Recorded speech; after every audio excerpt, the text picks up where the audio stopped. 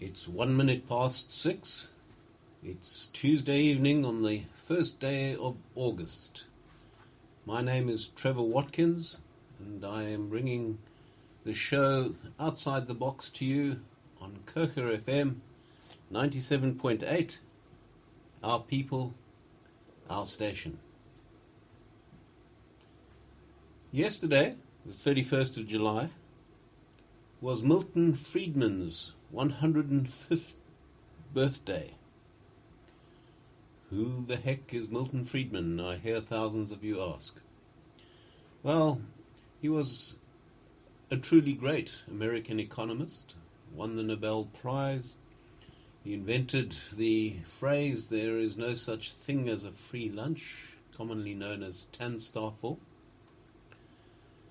And few people in human history have contributed more to the achievement of human freedom simply through their ideas. Happy birthday, Uncle Milton. But today is the 1st of August. Today is the Bitcoin hard fork day. For those of you who are interested or own some Bitcoin.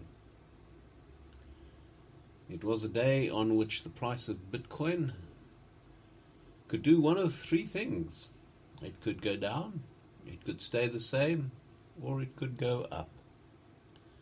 So far, the price seems to be holding, and my half Bitcoin is doing well. 6th of August is the 72nd anniversary of the atomic bombing of Hiroshima. A day that changed the world in many ways, and which is also an unfortunate day for me.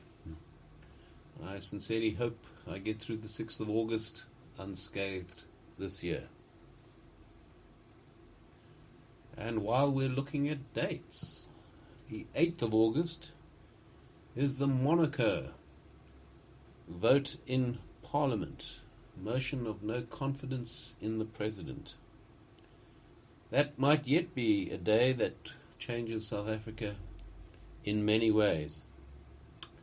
I promise to tell you how it goes on my show next Tuesday, the 8th of August. Last Saturday, I spent a delightful day with two Kircher FM listeners from Plettenberg Bay, Kevin and Nora. They put on an incredible spread for me, possibly the best breakfast I have ever enjoyed, in an utterly beautiful location overlooking the entire Plettenberg Bay. We had much in common. We talked almost non-stop from 9:30 until 4:30. For me, that is a huge pleasure to find somebody that I can interact with in an intelligent and polite environment. Nora suggested the topic for today's show. When vast numbers of unemployed people apply for every job, how can you guarantee a decent wage in the absence of stringent regulations? Thank you to them both for helping make this sometimes challenging job of being a radio presenter very worthwhile. So, the topic for today's show is minimum wage, maximum harm. I've referred to this topic several times in the past, but in passing. So on 28th of February, for example, in my show on unemployment, and on the 31st of January in my show on poverty, I raised the issue of the minimum wage. But it's a really important topic, and tonight it gets its very own slot, courtesy of Nora and Kevin. Well, minimum wages are all about working men. So, Working Man's Blues, sung by Bob Dylan, seemed like an appropriate song to play.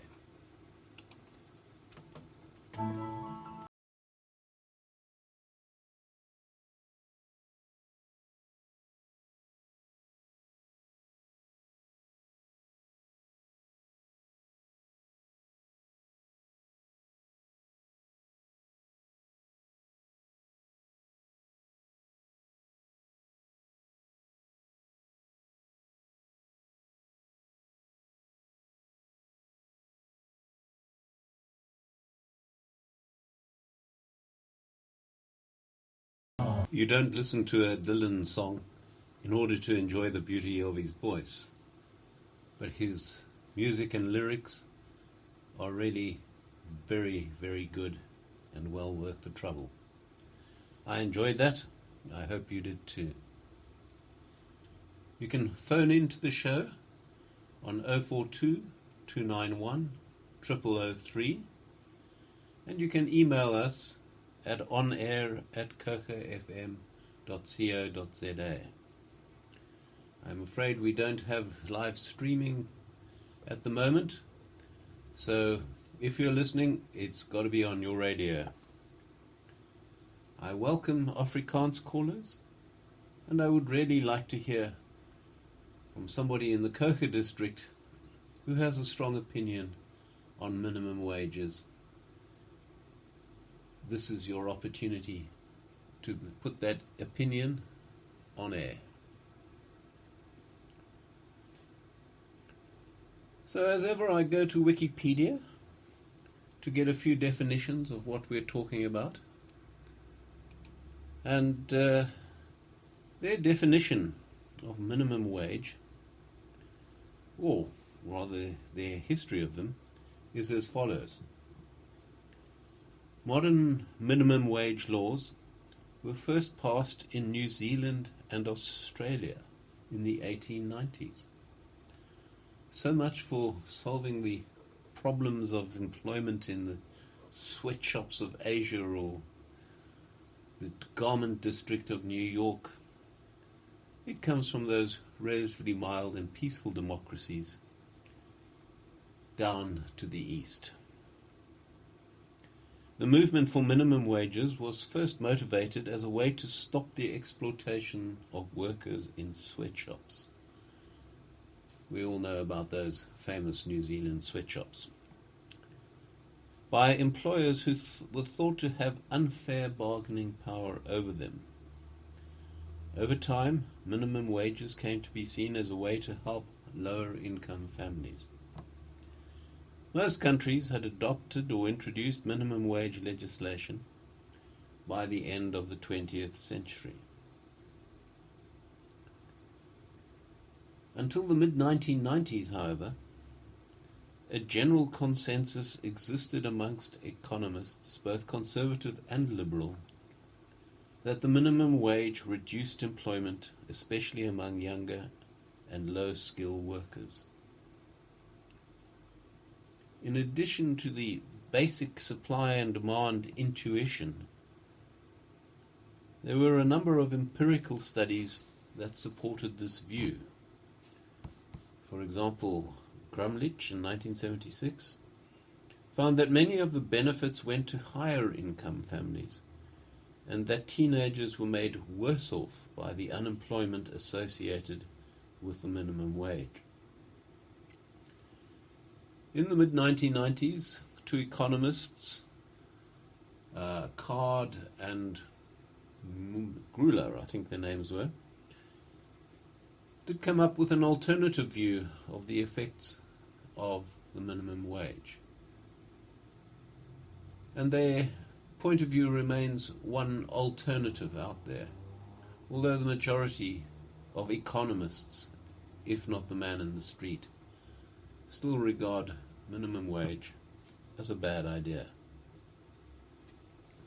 As an example, France has the rich Western world's highest wage floor, or minimum wage. at more than 60% of the median for adults, and a far bigger fraction of the typical wage for the young. So France has set their minimum wage really high, higher than the average wage for most people.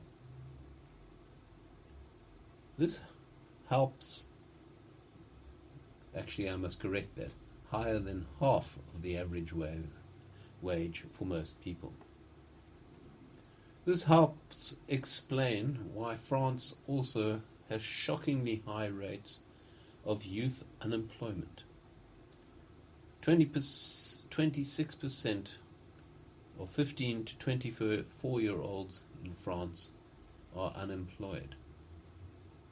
That's a figure that sounds remarkably like the South African unemployment figure, which varies between about 26 and 40%, depending on what measure you use. So, in the light of his birthday yesterday, I'd like to introduce a few quotes from Milton Friedman, who had a lot to say about minimum wage. He says, many well-meaning people favor legal minimum wage rates in the mistaken belief that they help the poor. These people confuse wage rates with wage income. That's a really important point. The rate is not your income. The rate is simply a figure. Your income is what you actually get in the market. It has always been a mystery to me, being Milton Friedman, to understand why a youngster is better off unemployed at 15 Rand per hour than employed at 7 Rand 25 per hour. The rise in the legal minimum wage rate is a monument to the power of superficial thinking. I had a good Scottish friend who grew up on the streets of Edinburgh, who had this lovely turn of phrase in which he said, if you don't have the fare to get you home after a night of drinking in one of the Edinburgh pubs, well then you might as well run home behind a taxi as run home behind a bus. It makes no difference in either case. Minimum wage is not unlike hoping to run home behind a taxi when you can't even afford a bus fare. Another quote from, is it Milton Friedman? Minimum wage laws, like most laws, look really good on paper. They force employers to pay a minimum fair wage. What could possibly go wrong? Well, minimum wage is fine if you already have a job. If you don't have a job, and in South Africa we're talking about more than a quarter of the working population, if you don't have a job, your only advantage is your willingness to work for less than the next guy who may already be employed. So, if this opportunity to compete with both the employed and with the hundreds of other people standing in the queue behind you is removed from you by legislation, well then, sorry for you. If you, as an employer, start a business that can't afford to pay minimum wage, you will either buy a machine to do the job, or break the law and pay less, or go out of business and then offer no jobs at all.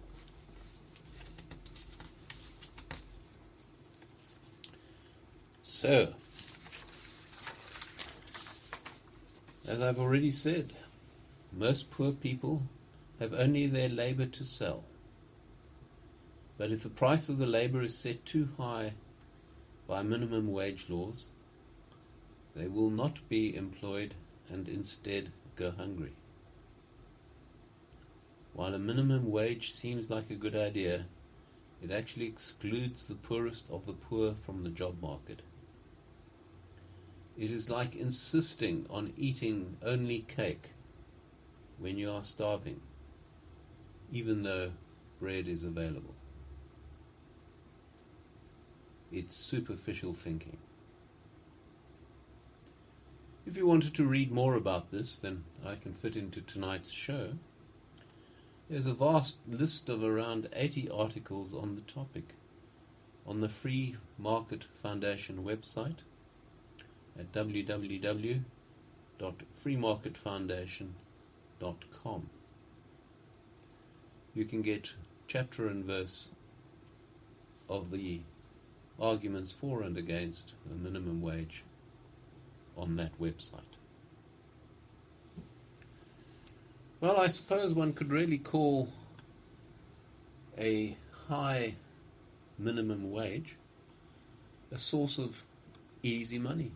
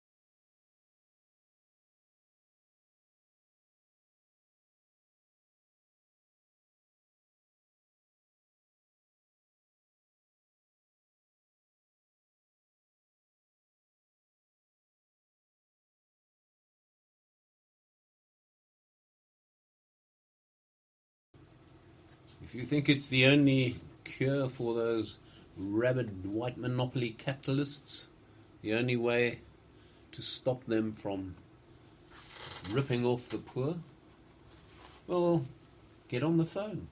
Give me a call. Dial 042-291-0003 or send an email to onair@cokerfm.co.za, and I promise to listen to your point. The alternative is you get to listen to mine. So I'd like to tackle the specific point raised by my friend Nora. If there are 100 applicants, or sometimes in these sad days 1,000 applicants for every job, how will you stop employers exploiting workers by offering very low wages or poor working conditions? That's the difficult question which I'd like to attempt to answer. The first assumption here is that all employers are heartless beasts, only interested in profit and with no concern whatsoever for their fellow man. While that is clearly not true, the vast majority of employers are actually very committed, very law-abiding people. But let's accept that point of view for now. Let's assume that if, in the absence of regulation, employers will offer the lowest possible wage in the worst possible working conditions. The second assumption is that employees are so desperate that they will accept any job at any price. That is also false. All employees in South Africa have alternative sources of income, such as government grants or charity or income from other family members. This minimum income provides a natural minimum wage below which they will not work. So there is, without regulation or any other necessity for law, there is already a minimum wage below which most people will not work.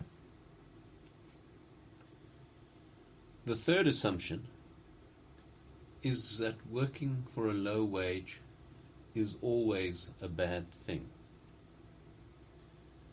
Many interns in very fancy businesses, Goldman Sachs's and advertising agencies and similar high-paying jobs, many interns work in these organizations for no pay at all in return for the experience they gain, and they consider this a good deal.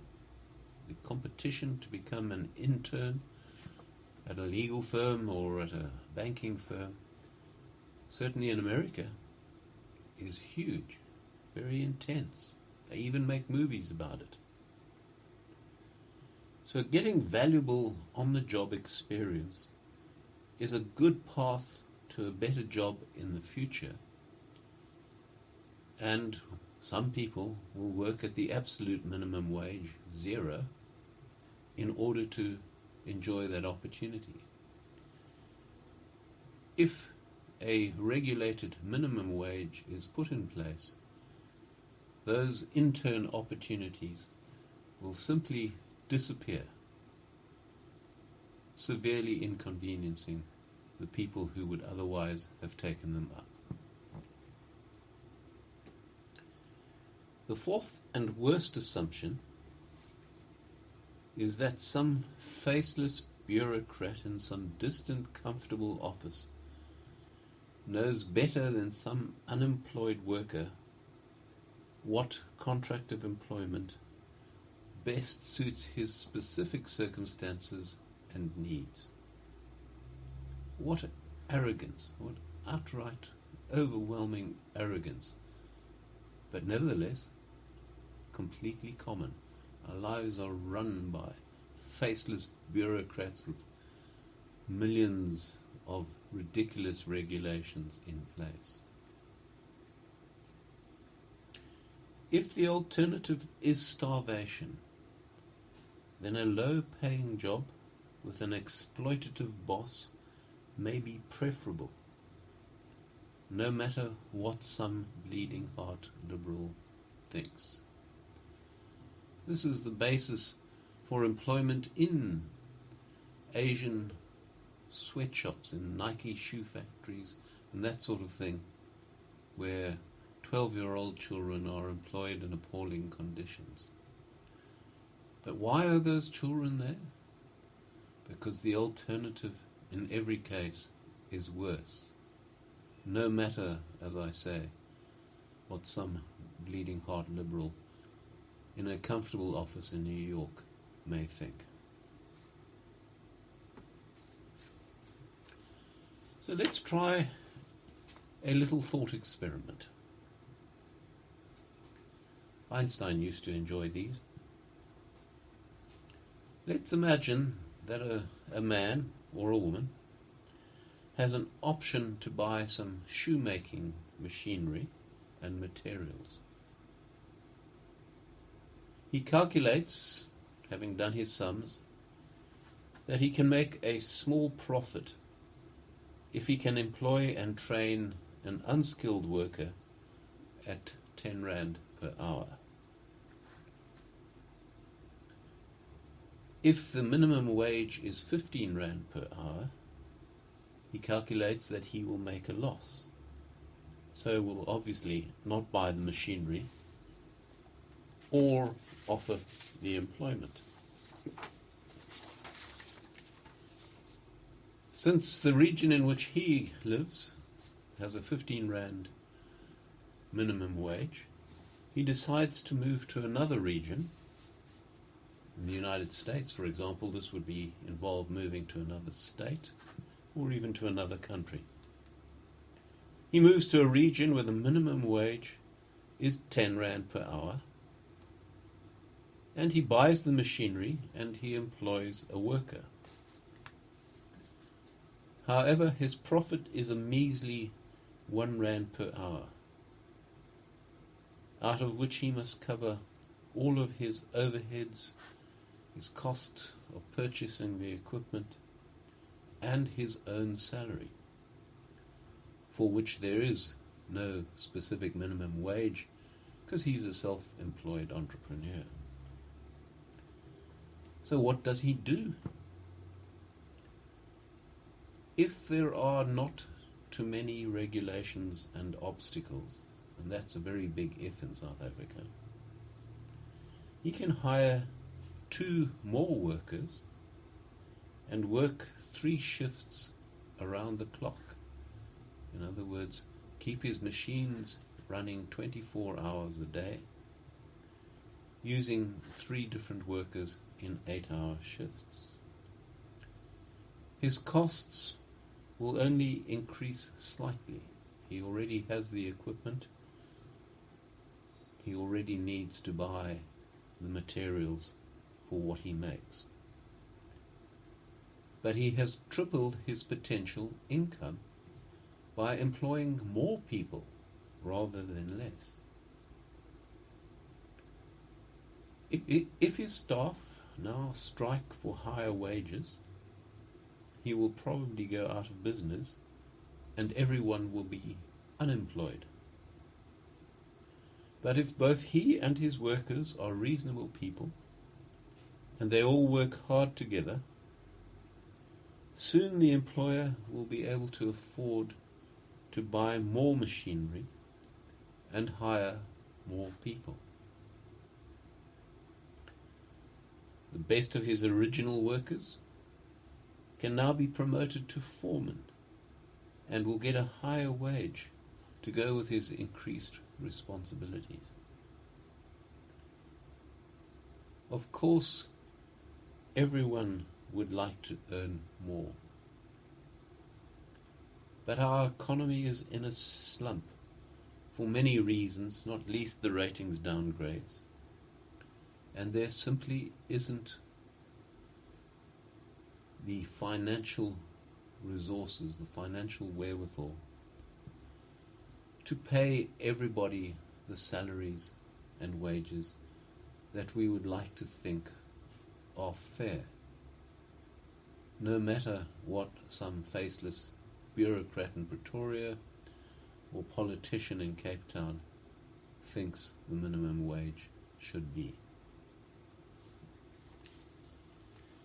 Well, on the subject of shoes, I thought we might play the song next. For the show, get ready now, go, cat, go, but don't you step on my blue suede shoe. Well, you can do anything but take me over my blue suede shoe. Well, you can knock me down. Elvis has left the building. At least he's fairly worried about his blue suede shoes and the condition in which they are leaving in.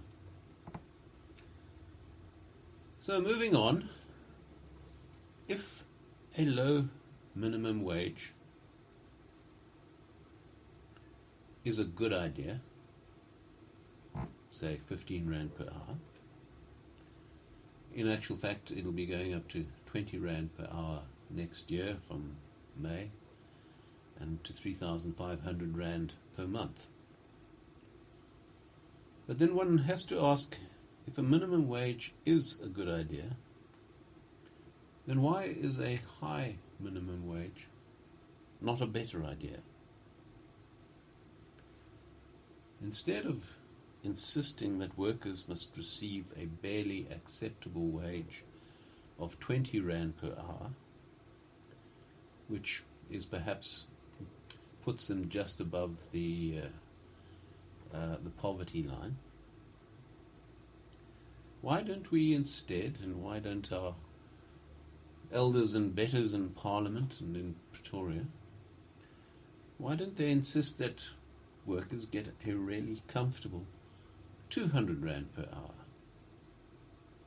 That would be 35,000 Rand per month. Really not that surprising. Most civil servants get a salary in that area or greater. But we instinctively understand that business could not afford such a high wage, and that it would lead to huge job losses.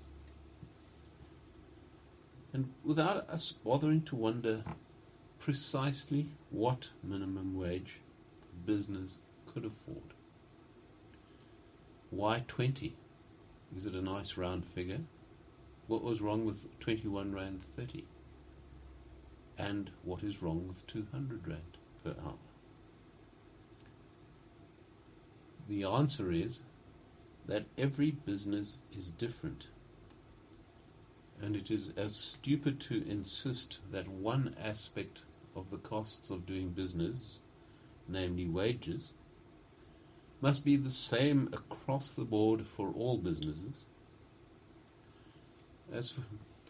It's as insane to think that as it would be to think that the cost of equipment should be controlled and specified by bureaucrats many, many kilometers removed from the business, or that the cost of input materials, or the cost of training, or the cost of rent for premises, that all of these things should be specified and controlled remotely.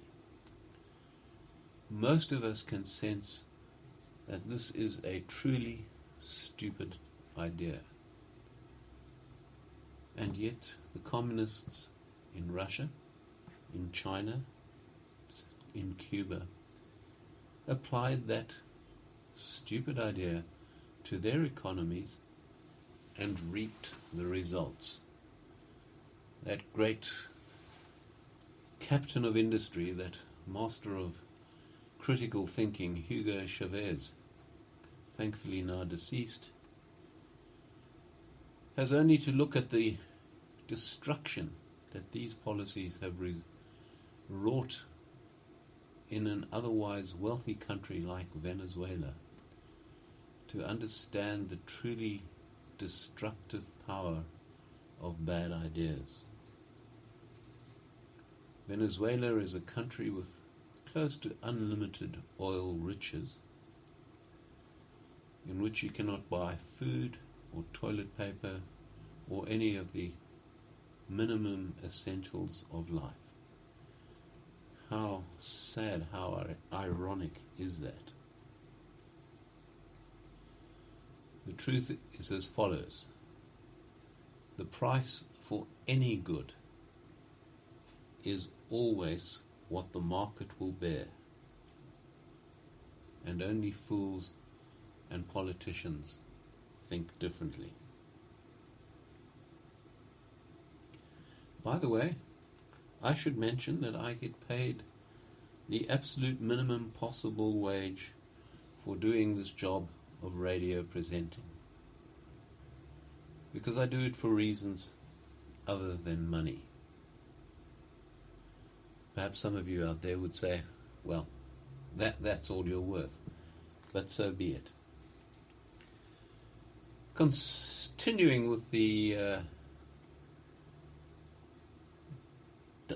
shoe theme, our next song is Diamonds on the Soles of Her Shoes, sung by Paul Simon and Ladysmith Black Mombasa.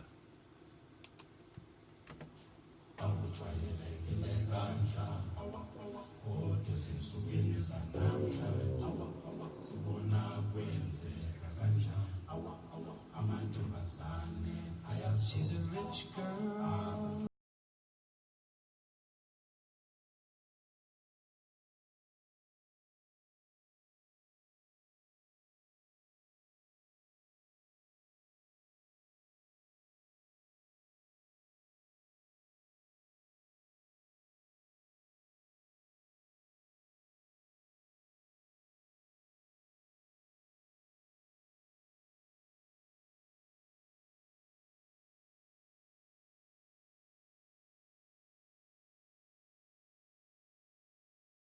To answer the question you posed last Saturday.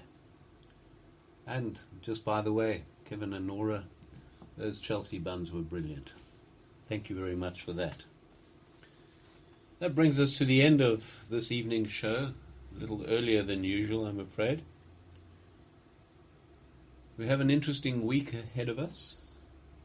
And by the time you hear from me next Tuesday evening, we may well be living in a different country. Here's hoping. So I wish you good night and good luck, and hope you have a great week.